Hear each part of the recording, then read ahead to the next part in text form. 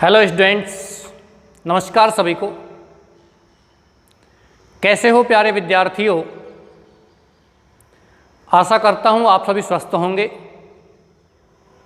इन classes का लाभ ले रहे हैं। आप सभी विद्यार्थियों को यहाँ ऑनलाइन क्लासेज में मैं स्वागत करता हूँ। क्लास 12th की बात कर रहा हूँ, सब्जेक्ट इंग्लिश। शॉर्ट कंपोजिशन का लास्ट टॉपिक यहाँ प्रारंभ करने वाला हूँ। प्रिय विद्यार्थियों, इसके बाद आपका नया टॉपिक चलेगा। शॉर्ट कंपोजिशन का एक टॉपिक है आर्ग्यूमेंट्स, कंप्रेहेंशन पैसेज। उसके बाद चलेगा आपका passage for note making and summary, और आपका ग्रामर पोर्शन बिल्कुल समाप्त हो चुका होगा।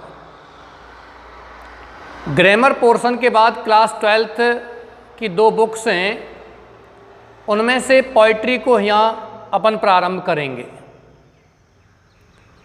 चलते हैं प्रिय विद्यार्थियों, यह बात करते हैं क्लास 12th के बारे में।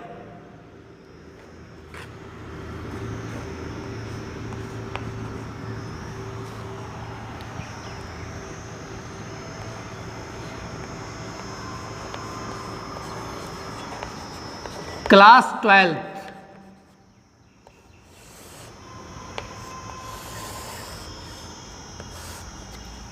सब्जेक्ट है आपका इंग्लिश, और एक नया टॉपिक यहां लेते हैं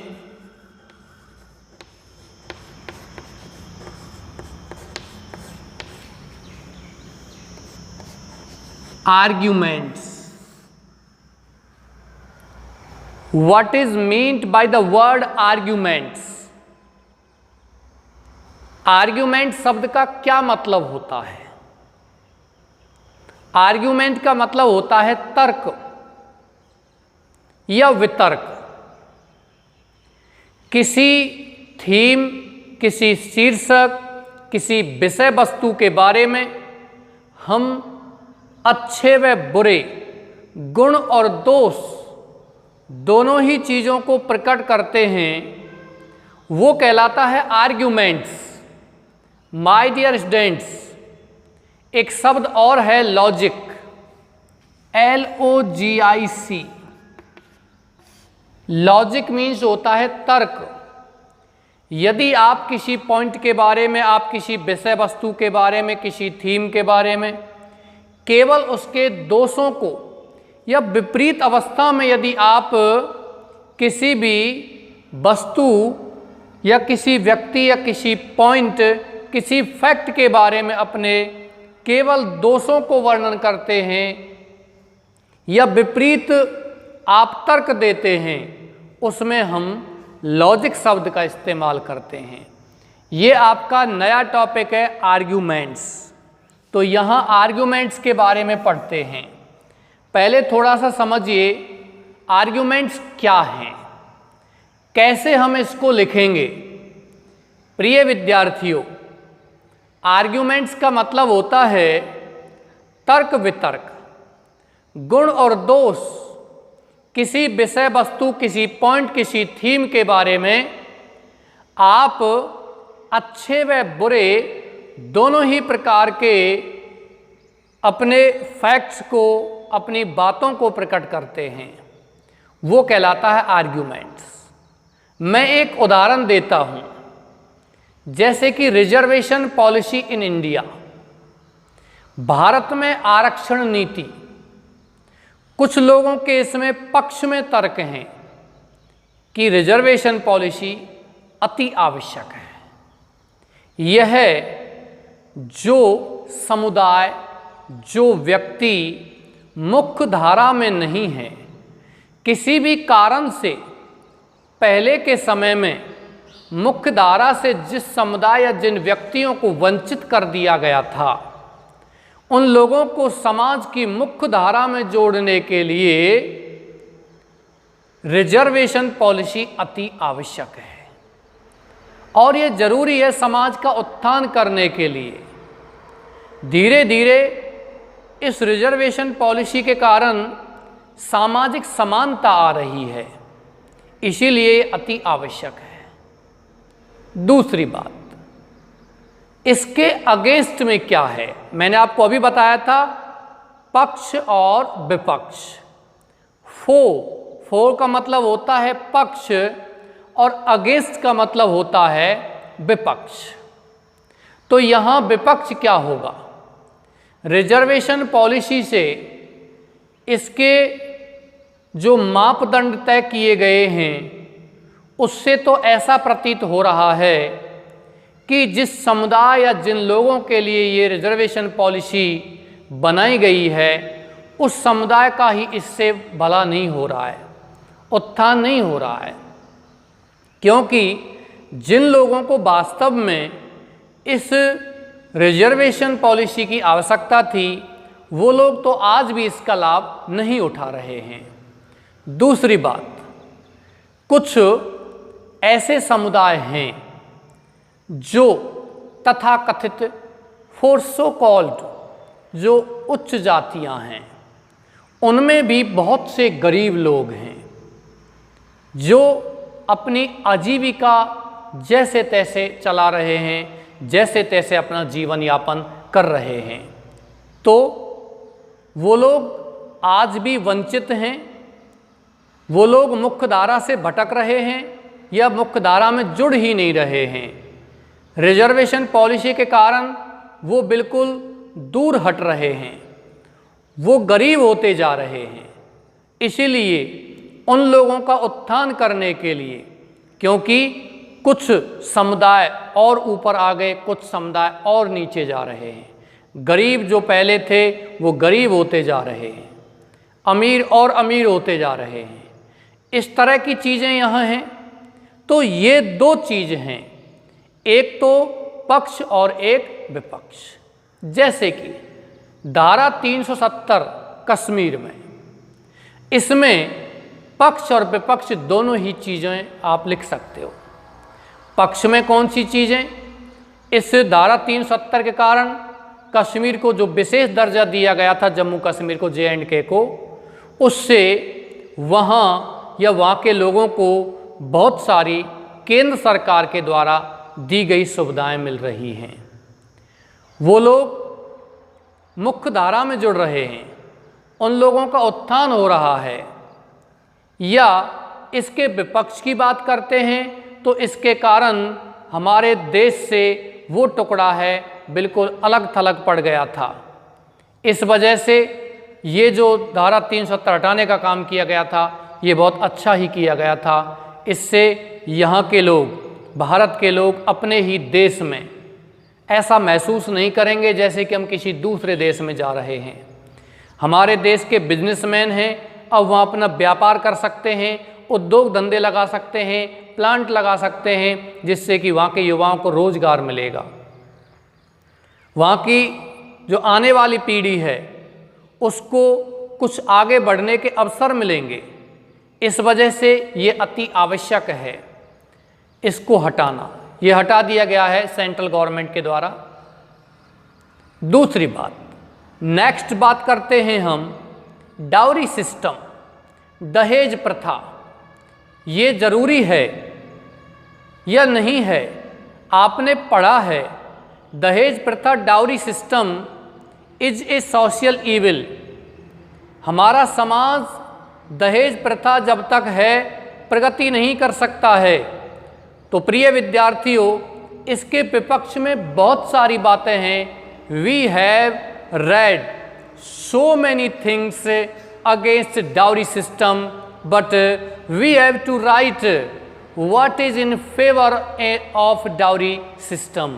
दहेज प्रथा के पक्ष में कौन कौन सी चीज़ें हैं कि वास्तव में दहेज अति आवश्यक है। Formerly parents willingly gave dowry, money, ornaments, jewelry to their daughters at the time of their daughter's marriage. अपनी पुत्रियों के शादी के समय पर पहले माता पिता इच्छा से दहेज देते थे, आभूषण देते थे, धन देते थे। क्यों देते थे? उनको लगता था कि यह अति आवश्यक है। कारण क्या है? ये दहेज नए जीवन प्रारंभ करने के लिए, न्यू कपल के लिए एक नया जीवन प्रारंभ करने में सहायता करता है। इसलिए हम या हमारा समाज दहेज देता है तो उससे नवविवाहित जोड़े को अपना जीवन प्रारंभ करने में कुछ कठिनाइयों का सामना नहीं करना पड़ता है। सामान्य चीज़ें होती हैं, घरेलू चीज़ें, उनको खरीदना नहीं पड़ता है शुरुआत में ही। वो सीधा ही अपना कोई भी व्यापार, कोई भी उद्योग धंधा शुरू कर सकता है। उसको गृहस्थी की जो सामान्य साधारण समस्याएं होती थी वो नहीं होंगी दहेज देंगे तो। लेकिन ये गलत है कि दहेज एक बाध्यता बन गई है। Dowry has become a compulsion. Now boys are sold in an open market at the highest price. आज लड़कों को ऊंची से ऊंची कीमत पर बाजार में, खुले बाजार में बेचा जा रहा है। ये गलत है। दहेज के कारण बहुत सी नवविवाहिताएं सुसाइड कर लेते, दे कमिट सुसाइड और are killed due to dowry. दहेज के कारण ऐसा हो रहा है। तो पक्ष और विपक्ष, विपक्ष के बारे में बहुत सारी बातें हैं दहेज में, लेकिन पक्ष में भी यही बात है कि इससे नवविवाहित जोड़े को अपना जीवन प्रारंभ करने का एक सपोर्ट मिलता है, एक सहारा मिलता है। और भी बहुत सारी चीज़ें हैं, जैसे कि बात करते हैं को एजुकेशन। को एजुकेशन का मतलब क्या होता है? सहशिक्षा। सहशिक्षा का मतलब आप जानते हो, co education means the education of boys and girls to be together at the same time at the same institute. लड़के लड़कियों की एक ही संस्थान में एक ही समय पर एक साथ शिक्षा क्या कहलाती है? को एजुकेशन कहलाती है।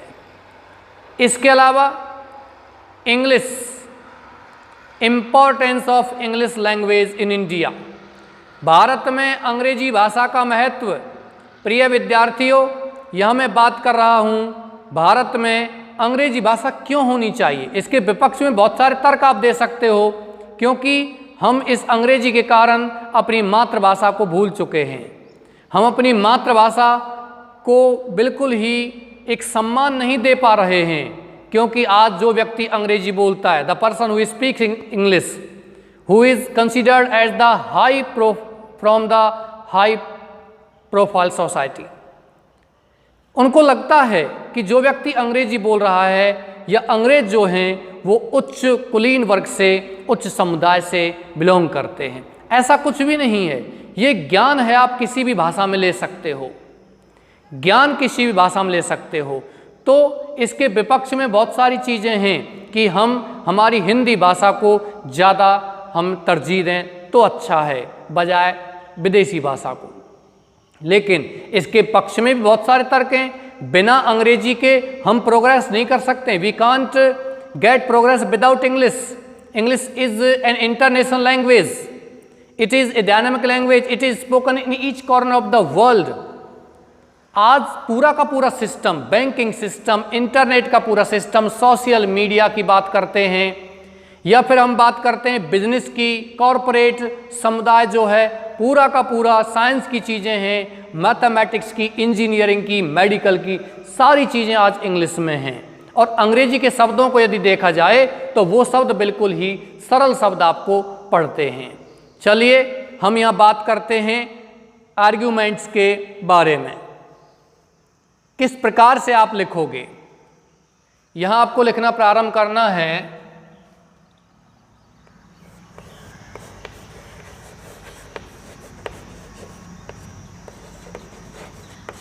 आर्ग्यूमेंट्स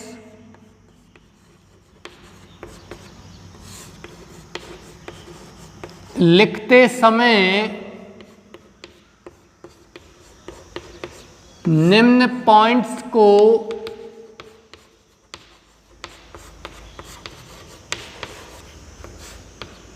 याद रखना चाहिए।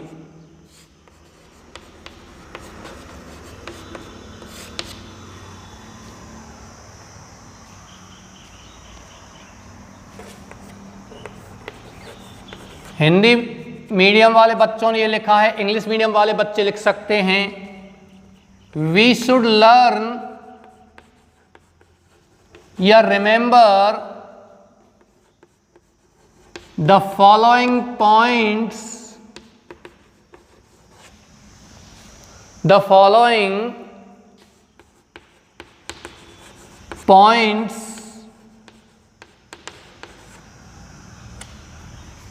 while writing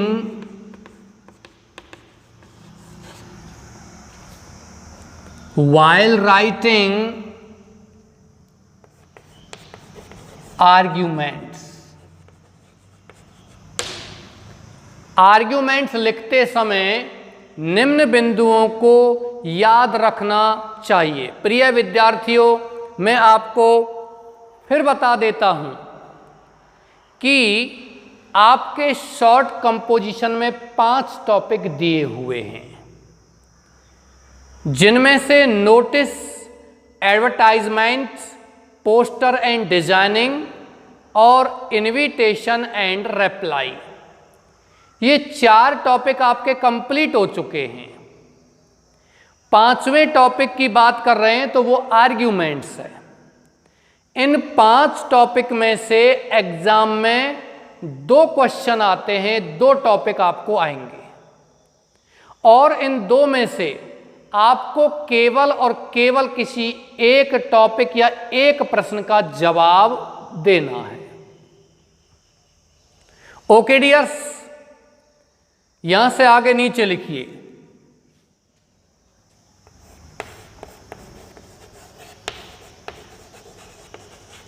आर्ग्यूमेंट केवल 50 शब्द सीमा में लिखना चाहिए।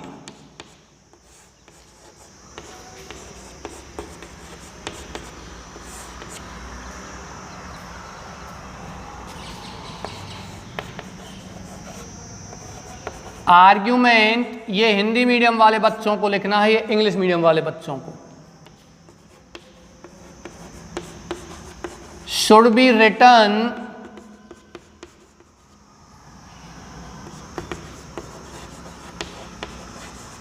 इन अबाउट 50 वर्ड्स, केवल 50 शब्द सीमा। मैंने आपको बता दिया, आर्ग्यूमेंट्स लिखते हैं, इनविटेशन, रिप्लाई लिखते हैं, या आप कह सकते हो कि हम यहाँ एडवर्टाइजमेंट लिखते हैं, पोस्टर एंड डिजाइन लिखते हैं, तो वो केवल और केवल 50 शब्द सीमा के अंदर आपको लिखने हैं, according to our syllabus prescribed by RBSE और BSER, board of secondary education Rajasthan Ajmer. Argument should be written in about 50 words। अगला लिखिए,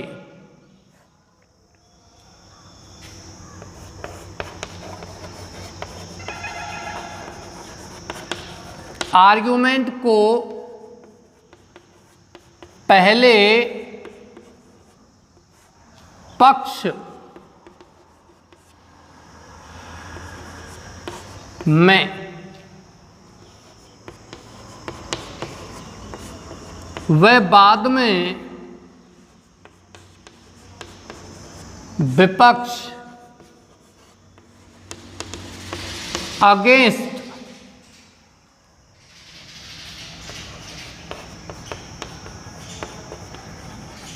में लिखना चाहिए।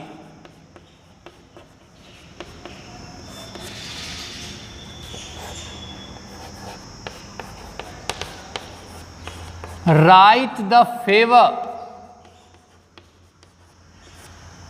फेवर का मतलब होता है for, and then against, right the favour and then against the argument.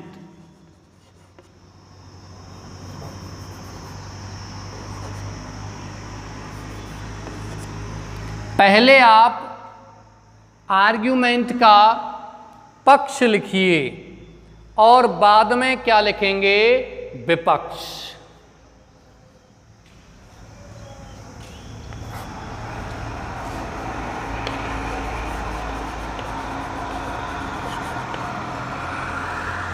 Arguments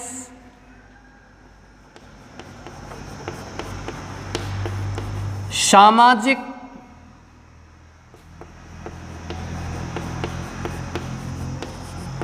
समसामयिक या राष्ट्रीय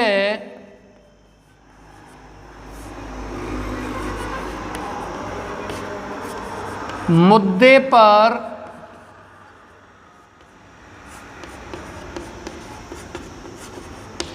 लिखे जाते हैं। यहां लिख सकते हो इंग्लिश मीडियम वाले बच्चे, arguments are written on social current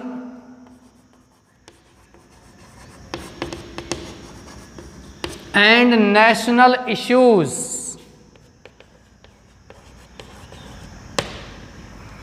arguments तर्क वितर्क जो होते हैं, हम उन्हें या तो राष्ट्रीय मुद्दे पर लिखते हैं, सामाजिक मुद्दे पर लिखते हैं, या वर्तमान जो मुद्दा है, समसामयिक घटनाक्रम है, आजकल क्या चल रहा है, उस पर हम क्या लिखते हैं, आर्ग्यूमेंट्स लिखते हैं। उसी पर हम अपने पक्ष और विपक्ष की विचारों को प्रकट करते हैं। जैसे कि मैंने अभी थोड़ी देर पहले बताया था, reservation policy in India, Bharat में आरक्षण नीति, तो ये क्या है, ये राष्ट्रीय मुद्दा है, राष्ट्रीय मुद्दा है। डाउरी सिस्टम, दहेज प्रथा, इसके पक्ष की बात लिखो, इसके विपक्ष की बात लिखो। ये क्या है, ये आपका सामाजिक मुद्दा है। इसके अलावा यदि हम बात करते हैं करंट अफेयर्स की, यानी कि समसामयिक घटनाक्रम की, तो समसामयिक घटनाक्रम में आपके आजकल जो चीज़ें चल रही हैं उसके ऊपर आप लिख सकते हो, वर्तमान में कौन सी चीज़ें हैं। जैसे कि वर्तमान की चीज़ों में आता है, अभी कोई कार्य किया गया है। जैसे वर्तमान मुद्दा कोविड-19 का चल रहा है, इस पर सरकार ने क्या एक्शन लिए हैं, इसके पक्ष में आपको लिखना है कि सरकार ने बहुत ही सराहनीय कदम उठाया है। कोविड-19 के पक्ष में आपको लिखना है, सरकार ने समय रहते हुए कोविड-19 के बारे में जो अपनी सुविधाएं प्रदान की हैं, जो अपनी तैयारियां की हैं, इसके पक्ष में आप बहुत सारी चीज़ें लिख सकते हो। आप चाहो तो उसके विपक्ष में भी कुछ लिख सकते हो, क्योंकि I have told you that there are two sides of a coin, light and dark side. किसी भी सिक्के के दो पहलू होते हैं, एक उजाला पक्ष होता है और दूसरा अंधेरा पक्ष होता है। तो यहाँ बात कर रहे हैं आर्ग्यूमेंट्स, तर्क वितर्क आर रिटन लिखे जाते हैं ऑन सोशल, सामाजिक, करंट, वर्तमान या समसामयिक, एंड नेशनल और राष्ट्रीय इश्यूज माने मुद्दे पर। ओके डियर्स, यहाँ से आगे और लिखिए।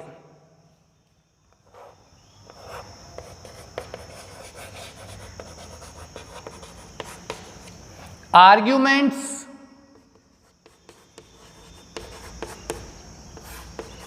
लिखते समय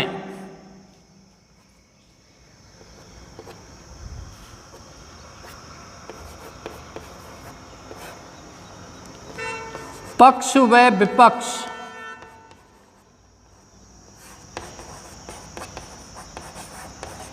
के शीर्षक में फो और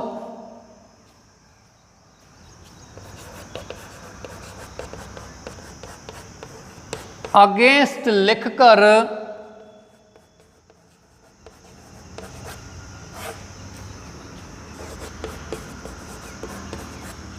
विचार प्रारंभ करते हैं।